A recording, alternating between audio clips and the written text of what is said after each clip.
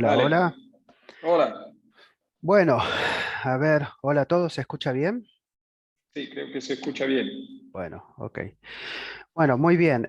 Primeramente, hola a todos, sí, espero que te encuentres bien, sí. El día de hoy vamos a hablar un poco sobre el séptimo arte, sí. En español le llamamos el séptimo arte. Esto es el cine. Hace un tiempo atrás ya habíamos hablado de la historia del cine español, sí, y hoy le toca al cine mexicano, sí.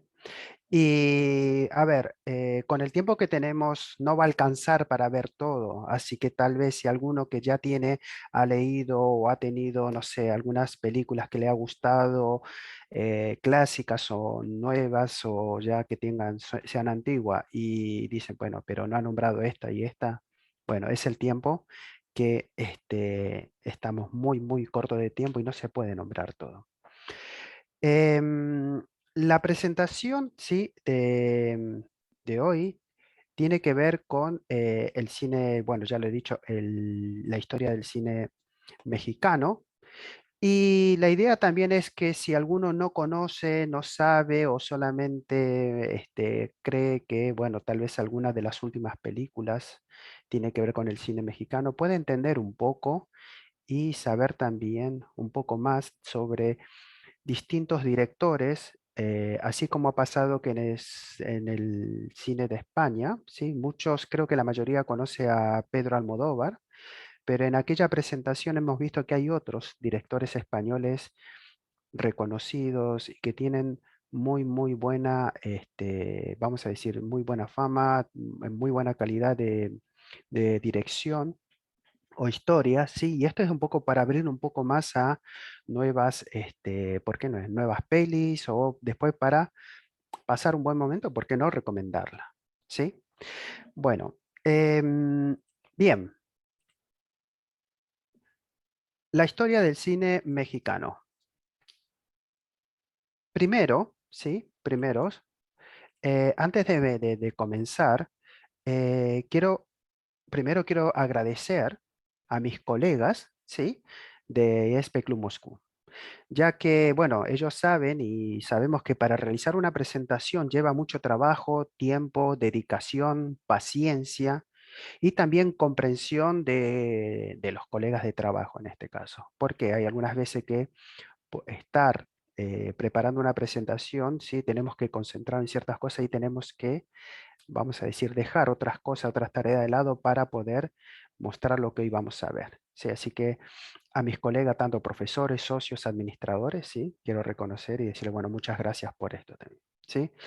Más aún cuando es un tema, sí, por ejemplo, en el caso del cine nos apasiona y también queremos dar a conocer todo, todo lo que sabemos, todo, o todo lo que hemos recaudado de información, anécdotas, personajes, pero la verdad que es infinito esto y a veces al no poder dar todo eso a conocer, nos podemos frustrar o sentir un poco mal de esto. Pero bueno, esto todos sabemos que llevaría muchísimo tiempo hacerlo. Muy bien. La fuente para la presentación son tanto de libros sobre historia del cine, opiniones de actores, recomendaciones a actores, directores, gente destacada y especializada en el tema de la materia, concretamente en el cine español. Como ahora puedes ver, tenemos un orden de las distintas épocas cronológico del cine mexicano, que por supuesto, a medida que vayamos viendo, esto irá cambiando hasta llegar al presente. El tiempo es corto, vuelvo a repetir, y por eso es posible que no nombre algunos protagonistas importantes de la historia. Primero porque hay muchísima información, ¿sí? Para poder hacerlo, resumirlo, pero todos sabemos que si queremos ahondar más, saber más, profundizar más del tema, hay muchísimos libros, ¿sí?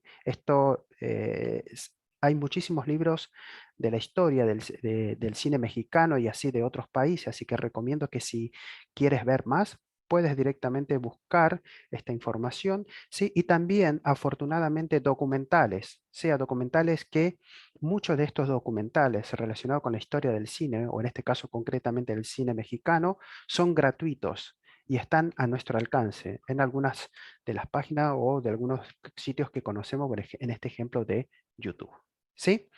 Bueno, eh, que- ahora puedes leer un poco sobre las diferentes partes, ¿sí? Vamos a hablar del periodo mudo, la industrialización, la época de oro, ¿sí? Y vamos hasta llegar a la parte número 6, que va a ser, bueno, la actualidad en el cine mexicano. Bien, empecemos por los inicios, ¿sí? A finales del siglo XIX, a México le gobierna Porfirio Díaz, ¿sí? El presidente Porfirio Díaz. Este periodo donde gobernó Porfirio Díaz, el gobernador Díaz, es conocido como el Porfiriato, ¿sí? Y tiene una característica, ya que en ese tiempo en México hubo un crecimiento económico, principalmente en las clases sociales altas, ¿sí? En ese tiempo la política le dio mucha relevancia a la cultura, a la ciencia, y sumado también que Porfirio Díaz, el gobernante, tenía una preferencia e interés por Francia, ¿sí?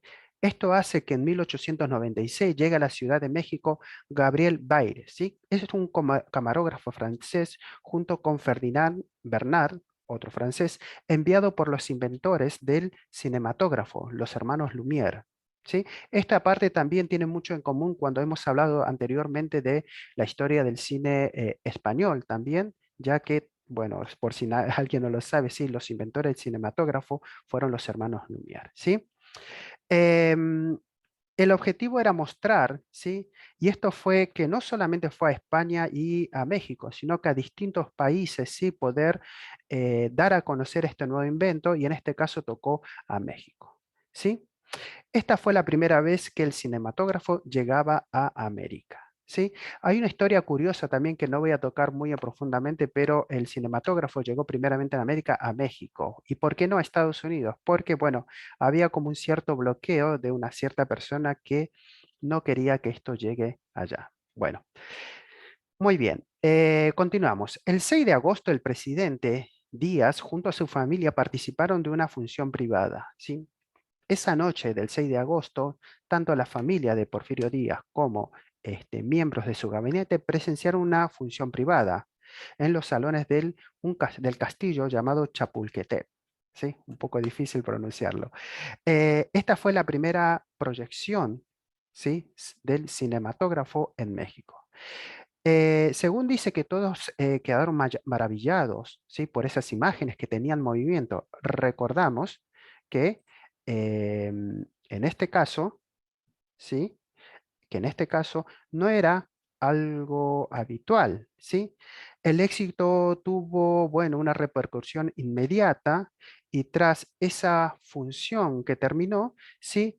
Rápidamente se organizó una función pública. Esta función pública se llevó a cabo en la droguería llamada Platero. Por supuesto, todos los presentes en esta función pública también quedaron maravillados y se proyectaron cortos hechos en Europa, pero también se rodaron, cuando digo rodaron, quiero decir grabaron, ¿sí? Grabaron films, también que fueron materiales hechos en México, ¿sí? Continuamos. El presidente de la República, acá estamos viendo una fotografía, ¿sí? El presidente de la República paseando a caballo en Chapultepec es considerado la primera producción hecha en México, ¿sí? A partir de ahí se comenzaron a realizar diferentes cortos, pero la característica fue como pasaba en ese entonces en España. La mayoría de los cortos eran tipos documentales del día a día, lo que hacía la gente, ¿sí? En el caso de México, muchos de los cortos eran sobre los acontecimientos del gobierno, ¿sí? El gobierno, ese entonces, apoyaba esos trabajos, ya que servía de propaganda política. Y con el tiempo, no solo se comenzaron a realizar producciones de este tipo, sino también comenzaron a surgir nuevos cineastas con nuevas ideas. ¿Y cuál era el motivo? Que la gente, la sociedad de entonces, ¿sí? Estaba muy interesada en ver este nuevo invento, ¿sí? Este nuevo entretenimiento. De así de a poco va a ir surgiendo, ¿sí? Lo que vamos a ver, actores, directores y diferentes tipos de film. Recordemos que la primera proyección se realizó en 1896 en México, sigue hablando en México, y A partir de ahí vamos a hablar un poquito del ingeniero civil Salvador Toscano, que con sus 24 años importó los primeros cinematógrafos, ¿sí? Llegaron a México y a partir de ahí se comenzó a proyectar y también a surgir nuevos contenidos que vamos a ir viendo, ¿sí? Y todo esto debemos recordar que todo esto pertenece a la parte del cine mudo. Riña de hombres en el Zócalo, que es de Ignacio Aguirre, es considerada la primera producción totalmente mexicana, ¿sí? Y en 1898, ¿sí? Miremos cronológicamente cómo va avanzando, Salvador Toscano abre la primera sala pública para proyección de film en México. Los film trataban de la vida de aquellos tiempos, generalmente documentales, ya que Salvador Toscano poseía aparatos, instrumentos que había adquirido, y esto le daba la posibilidad de proyectar, filmar y hacer también documentales. Por ejemplo, llegada de trenes, desfiles y actos oficiales, ¿sí? Uno de ellos, como hemos mencionado anteriormente, había sido la proyección del presidente. También se pueden ver carreras de caballos, carreras de coches, la Villa de Guadalupe, pero aparte de esto, Salvador Toscano proyectaba en las salas, ¿sí? cortos que eran de otros países, ¿sí? Algunos de ellos, por nombrar, había sido el gran incendio de Devember, huelga de los trabajadores rusos y la revolución rusa y más. Bien, entre 1898 y 1899 se realiza la película Don Juan Tenorio. Es la película considerada primera en ficción, totalmente con actores mexicanos. A lo largo de la vida, Salvador Toscano siguió realizando producciones en el cine mudo. Memorias de un mexicano. Esto es una producción que se puede encontrar y ver, que se realiza en 1950. Es un resumen de todos el trabajo que a lo largo de ese tiempo hizo Salvador Toscano, ¿sí? En Memorias de un Mexicano nos permite ver los personajes principales de la Revolución Mexicana, hitos y sucesos históricos de aquella época. Algo muy interesante de esto, Memorias de un Mexicano, se puede ver en YouTube, chicos. ¿Quién hizo esto? Lo realizó Carmen, la hija una vez que Salvador Toscano falleciera.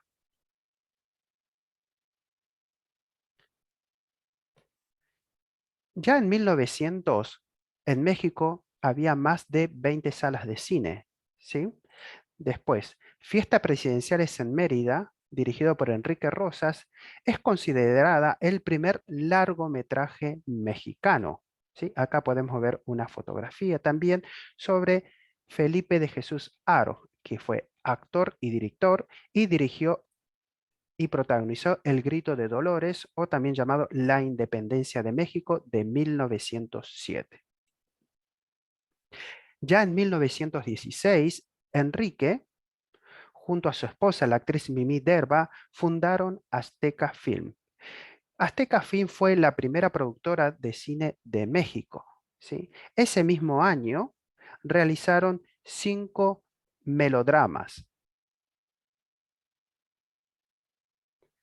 Algunas de las películas de esas producciones son El Automóvil Gris, que es de 1917, que es una ficción representativa del cine mexicano mudo. Entre 1910 y 1917 va a ocurrir algo en México, en la historia de México, llamada la Revolución Mexicana.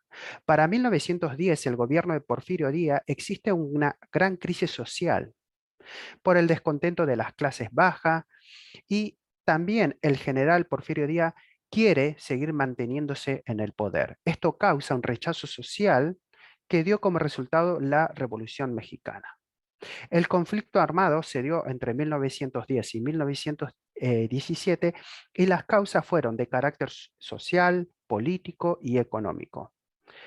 Entre ellos se puede encontrar la la nula libertad de expresión, la desigualdad social, la sobreexplotación laboral y muchas otras injusticias que el pueblo se cansó y culminó en una serie de levantamientos armados y con el derrocamiento finalmente del régimen porfirista.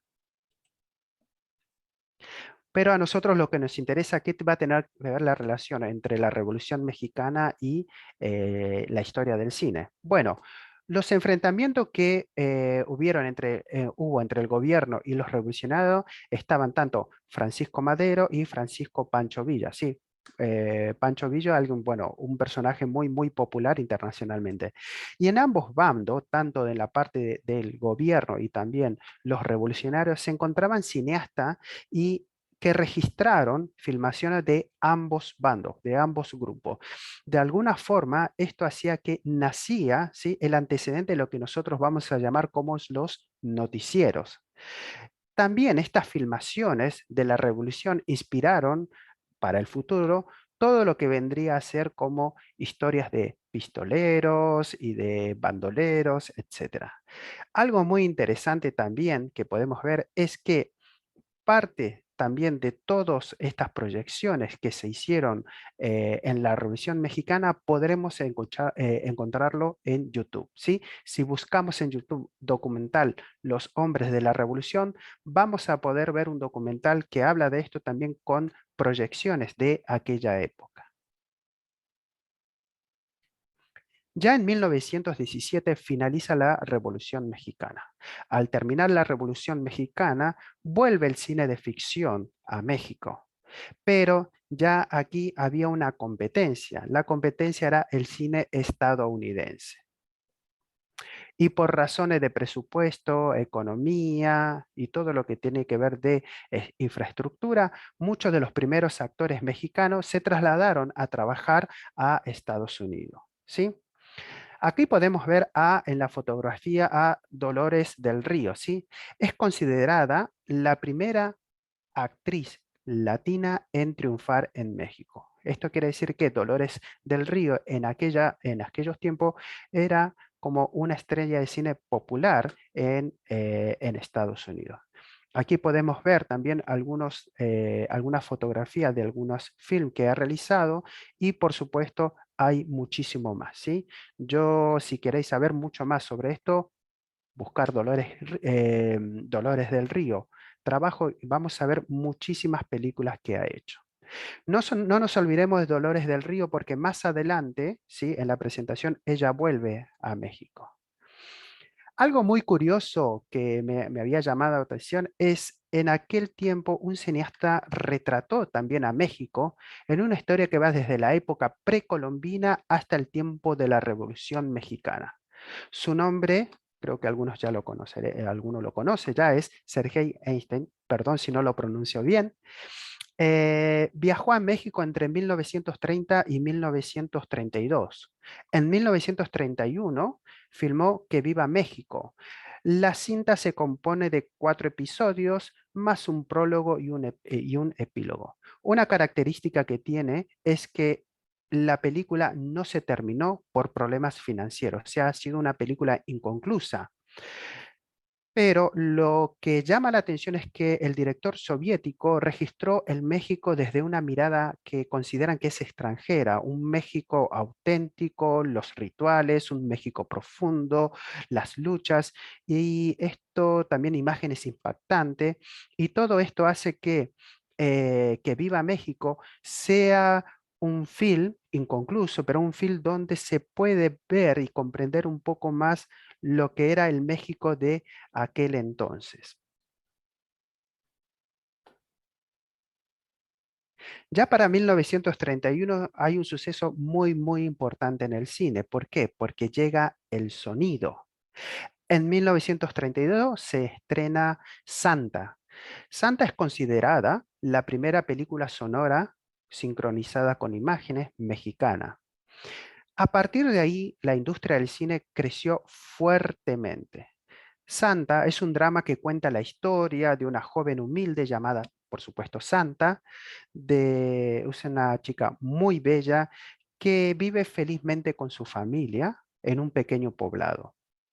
Pero conoce a un hombre del cual la seduce y después la abandona. A partir de ahí, Santa le van a suceder diferentes desgracias. ¿Sí?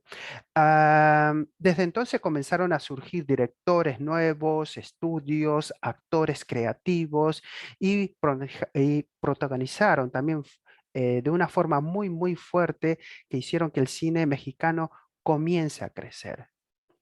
Una característica de estos films era que destacaba la cultura del país y también los enaltecía. En aquellos tiempos, ya pronto a llegar lo que va a ser la época de oro del cine mexicano, muchos de los films destacaban lo que es la cultura mexicana. Como así había pasado con la época de España en el españolismo, donde se exageraba un poco la ropa, el flamenco, todo esto, hay algo muy, muy similar que pasó en México también, tratando de mostrar al mundo su cultura. A partir de ahí llegamos a la época de oro, ¿sí? La época de oro que fue aproximadamente entre 1940 y 1952. Es que desde la implementación del sonido nace la edad de oro del cine mexicano. Corresponde de manera general a los momentos de auge y afirmación de la industria. Durante este periodo, el mercado de habla hispana se abre totalmente al cine mexicano. También, aparte de esto, se desarrolla, ¿sí? En el gobierno, en la parte de política, se desarrolla un sistema de financiamiento que ayuda a las producciones y distribución y exhibición de películas mexicanas.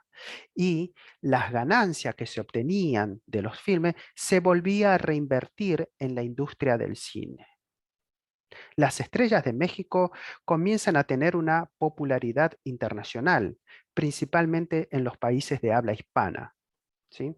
De esa época. Algunos de los films o películas de aquellos tiempos son de la época del cine de oro de México, son lo que estamos viendo aquí, por ejemplo, allá en el Rancho Grande de Fernando Fuentes. Una característica de su estilo de Fernando de Fuentes era un estilo de comedia llamada también comedia ranchera. ¿Sí? Comedia ranchera, ya que eran historias que ocurrían en los ranchos, vamos a decir rancho en el campo, en algunos pueblos y lugares rurales. Si queremos saber un poquito más de los trabajos de Fernando de Fuentes de aquella época, podemos mencionar también El Prisionero 13, El Compadre Mendoza, vamos con Pancho Villa. Continuando con la época del cine, bueno, la época de oro del cine mexicano, es obligación nombrar a uno de los referentes más importantes de aquellos tiempos, el director Emilio El Indio Fernández. Los vemos ahí en la foto. Eh, Emilio El Indio Fernández combatió en la época de la Revolución y ni bien terminó en 1917, ingresa al cine. Primeramente él ingresa como un extra, no como un actor principal, pero al poco tiempo comienza a dirigir películas. Algunas de sus películas importantes de aquella época son La Isla de la Pasión, La Malquerida, María Candelaria. María Candelaria tiene una característica que es una película que obtuvo la Palma de Oro en el Festival de Cannes.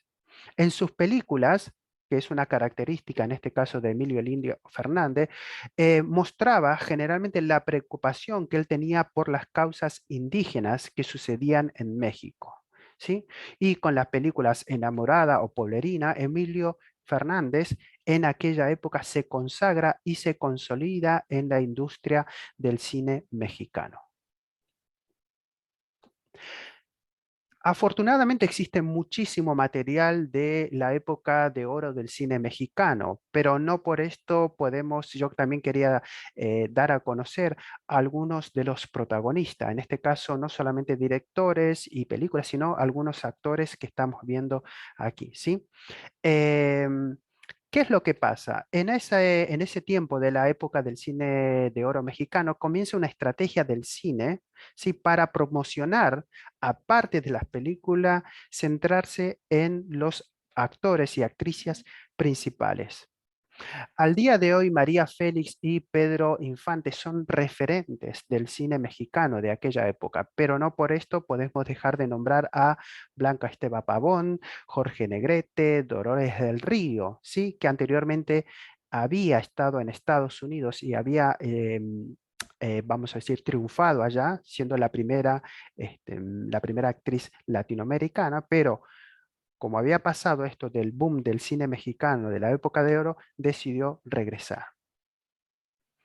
A todo esto también hay algo importante para destacar y algo que tiene que ver con esta época. Si nosotros buscamos en el diccionario de la Real Academia Española y escribimos en el buscador Cantinfl, como podéis ver aquí, ¿sí? Nos aparecerá una familia de palabras que tiene como definición, si buscamos ahí, acciones de actuar de una manera confusa y contradictoria. ¿Sí? ¿Esto qué tiene que ver? El motivo de ello es porque por el célebre personaje creado por el gran actor mexicano Mario Moreno Reyes, el personaje llamado Cantinflas, que surgió para describir el muy popular modo de hablar y de actuar de los personajes. La popularidad, ¿sí?, de Cantinfla fue tan grande para la sociedad, ¿sí?, que se comenzó a usar el nombre para hacer la descripción del comportamiento que tenemos algunas veces. Pero lamentablemente hablar sobre la biografía de Mario Moreno Reyes llevaría muchísimo tiempo, pero esto es como un dato anecdótico, ¿sí? Para tener en cuenta y tener una noción de qué tan fuerte era en ese tiempo el cine mexicano, que al día de hoy, sí, ciertos personajes influyeron también en el vocabulario español que tenemos hoy en día.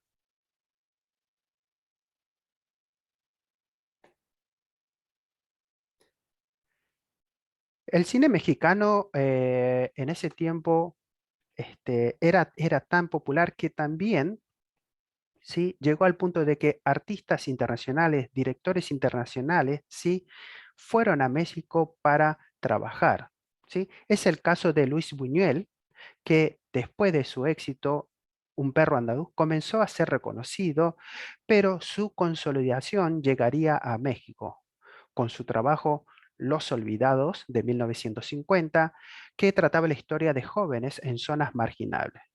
Otro de los trabajos a tener en cuenta de Luis Buñuel van a ser Ensayo de un crimen, Nazarí y El ángel exterminador. También hablar de Buñuel llevaría también a hacer otra presentación, porque parte no, la gran parte del trabajo que ha realizado él también es muy, muy importante, ¿sí? El aporte que ha hecho al cine hispano es muy, muy importante y también, lamentablemente, no podríamos avanzar y poder resumir todo. La verdad que tendríamos que hacer otra presentación concretamente para hablar de Luis Buñuel. Pero bueno, estamos en la época de oro. En la época de oro, como he dicho antes, hay muchísima información, ¿sí? Y voy pasando por cada uno de los protagonistas más importantes. Es el caso también del cine de Belo, ¿sí? Que también, director de cine español, es otro de los cineastas que aportó material para esta época. Para recomendar, algunos de sus trabajos fueron Torero, también Pedro Páramo. Pedro Páramo, sí, que está basada en la novela de Juan Rulfo, ¿sí? Como vemos, a lo largo de la época de oro del cine español, habían distintos géneros, tantos comedias, dramas, policiales, cine fantástico, pero también hubo cine de terror. Sobre esto último, se debe a que todos sabemos, o la mayoría sabemos, que la tradición mexicana tiene una relación muy especial con los muertos, ¿sí? Todos conocemos, o la mayoría conocemos lo que es el Día de los Muertos, y también con la creencia en lo sobrenatural. Una de las primeras películas de terror mexicano fue La Llorona de 1933. La Llorona es una leyenda muy popular en el mundo hispano, no solamente de México, sino que en varias regiones también de habla hispana. Eh, pero también hubo películas sobre vampiros, sobre hombres lobo. Una característica que tenían las películas de terror mexicana era que mezclaban diferentes historias y personajes, ¿sí? Fantasmagóricos con personajes mexicanos, ¿sí? Ahí había como una ensalada, ¿sí? En cada una de las historias. Aunque puede variar la historia, siempre se relacionaba con una venganza de pareja. Y una característica que vamos a ver, yo he puesto acá, las diferentes versiones a lo largo del tiempo de la Llorona, pero ya a partir de ahí no solamente se ha hecho en México, sino también en otros países. ¿Sí? Es muy interesante también porque con respecto a esto de La Llorona, esta leyenda popular del mundo hispano, también podemos encontrar canciones, se pueden encontrar también cortometrajes, bueno, y por supuesto también es una leyenda urbana. Hace un tiempo atrás nosotros por medio de hicimos una muy pequeña presentación en las redes sociales sobre Santos, ¿sí? Sobre la lucha libre mexicana. El personaje santo es, vamos a decir, el representativo, ¿sí? De toda esa actividad, de toda esa cultura de lucha libre mexicana. Y en ese tiempo nosotros, en esa presentación que hicimos para las redes sociales, hablábamos de que había protagonizado películas y todo ello. Bueno, acá vemos unas de ellas, ¿sí? De Santo el Enmascarado, ¿sí? El Enmascarado de plata, popular en las luchas libres, que también protagonizó muchos trabajos y uno de ellos, de los más recordados, es Santo Cid versus las mujeres vampiros de 1960. Esto era el cine de terror en aquellas épocas de oro del cine mexicano.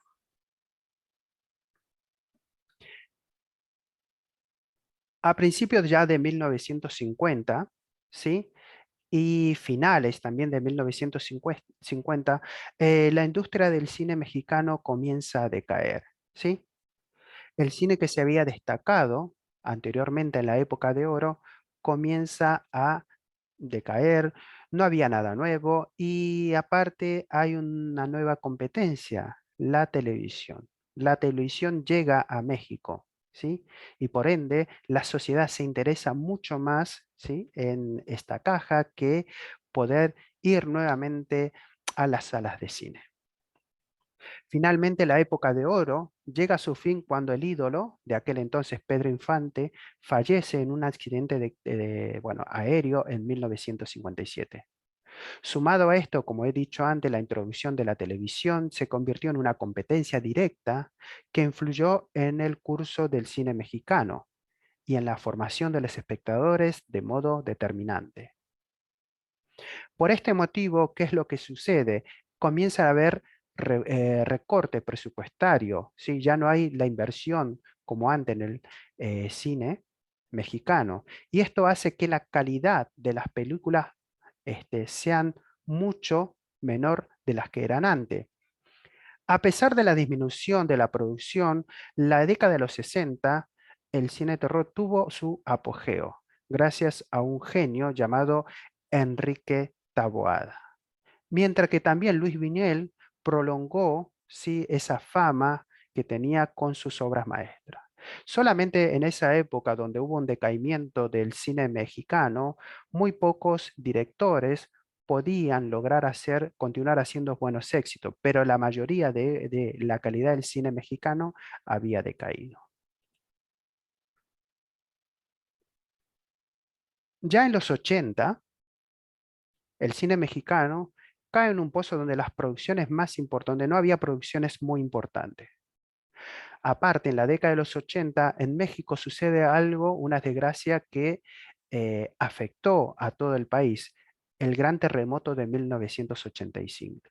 Esto quiere decir que en 1985 la sociedad mexicana estaba mucho más preocupada y con buena parte de razón por la desgracia, por el acontecimiento triste que había pasado desde entonces. Esto hace que el sistema de exhibición quede seriamente afectado. Y aparte de eso también se suma los vídeos. ¿sí? Los vídeos, que era otra forma alternativa de consumo del cine. Aparte de eso, también en los 80 se va a sumar el cable, ¿sí? Las películas que podemos ver por televisión, pero de muchos canales también. También la legalización de los vídeos y bueno, todo esto hace de que la sociedad mexicana no se interese mucho en las salas de cine. Pero algo importante va a suceder también, porque también se va a empezar a destacar en los 90, ¿sí? Un nuevo grupo de directores. Aquí estamos viendo también la fotografía de unos de ellos, ¿sí? No solamente directores, sino también actores. Y algunos de ellos para nombrar son Alfonso Cuarón, ¿sí? Que comenzó haciendo televisión, pero fue desarrollándose hasta estrenar Solo con tu pareja en 1991.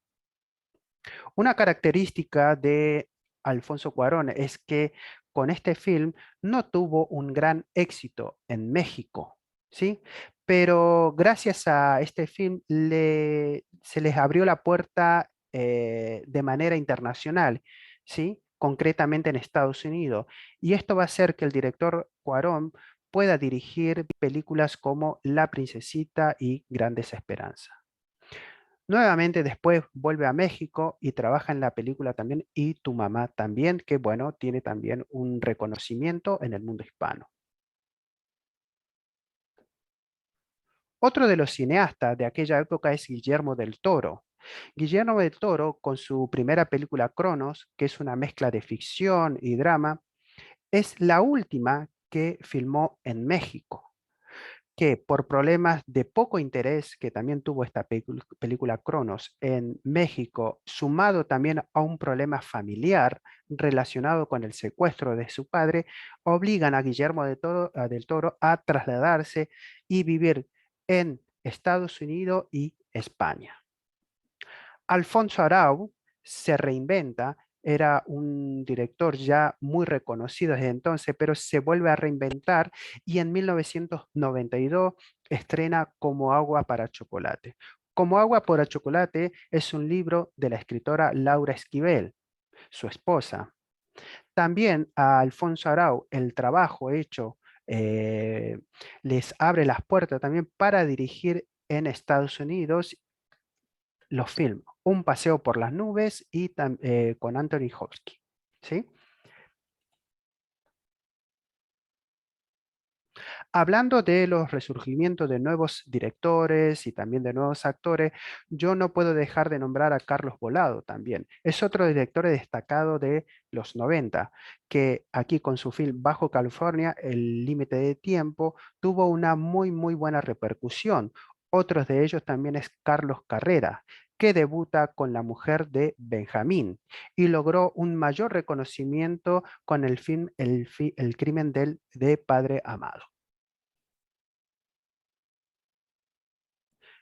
Antonio Serrano fue quien dio una sorpresa en aquella época con el film Sexo, Pudor y Lágrimas. A partir de allí comenzaron a surgir más todavía cineastas que hoy son de reconocida trayectoria internacional. Entre ellos ya podemos destacar a Alejandro Iñárritu, el director de Amores Perro. Como muchos sabemos, Amores Perro es una de las mayores éxitos mexicanos reconocido mundialmente. Hay otros más de aquella época, por ejemplo, por nombrar algunos como Carlos Reigada, con su trabajo Batalla en el Cielo, Luz Silenciosa, pero por temas de tiempo no podemos nombrar. Estos son, vamos a decir, los actores más importantes de la década del 90 que comienzan a resurgir, ¿sí? Y a cambiar la forma de hacer cine en México. No por ello también quiero dejar de lado y bueno, el reconocimiento también de algunos nuevos actores mexicanos, ¿sí? Hemos visto en una primera parte los actores mexicanos que eran de la época de oro, algunos referentes, aquí tenemos otros, ¿sí? Empezando por Daniel Jiménez Cacho, bueno, Salma Hayek, ¿sí? Que muchos ya conocen, es una actriz mexicana internacional, García Bernal y Diego Luna. Por supuesto que hay muchos más, pero aquí es para tener y ver el cambio ¿sí? La transición que hubo también en el cine, no solamente en la parte, bueno, por un tema de edad, también de la época del cine de oro, sino a esta nueva, vamos a decir, a esta nueva camada, a este nuevo grupo de actores.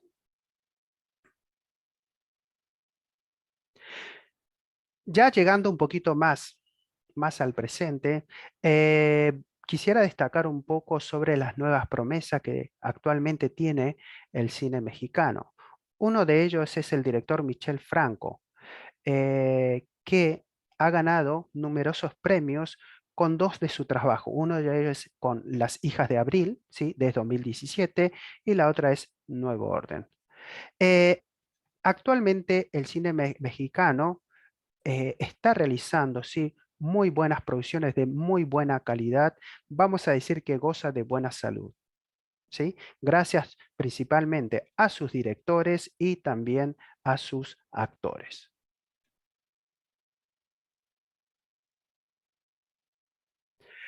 También el cine mexicano actualmente no deja de sorprendernos y una de estas cosas que podemos ver aquí es sobre la calidad de dirección que tienen sus protagonistas. Cuando digo protagonistas son las personas involucradas en el cine, ¿sí? Aquí tenemos a tres de los directores con gran talento, Cuarón, Del Toro, Iñárritu, ¿sí? Que también son llamados los tres amigos, ¿sí? Entre los tres han logrado, ¿sí? En diferentes, ¿sí? ramas de lo que es el cine, obtener 5 Oscars, ¿sí? Y aquí podemos ver en las diferentes películas con las que han trabajado.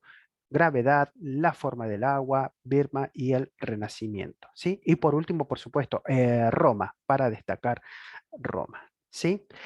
Em, Antes de continuar un poquito más, ya que continúa, no, sino ya para finalizar todo esto, quería también una pequeña reflexión con respecto a esto, ¿sí? El cine mexicano, ¿sí?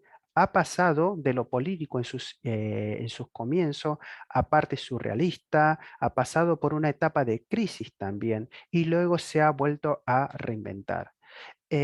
Para mí personalmente el cine mexicano merece un reconocimiento muy importante por la calidad de sus directores, principalmente de sus directores, sí que han aportado algo muy enriquecedor para la cultura hispana. Lo más interesante que yo puedo decir, o mi opinión, lo que puedo destacar de ello es la forma que el cine mexicano se ha reinventado a lo largo del tiempo, de caer en una crisis tanto económica, ¿sí? Poder nacer nuevamente con nuevos directores que han llevado actualmente al cine, al cine mexicano a un reconocimiento internacional. ¿Sí? Bueno,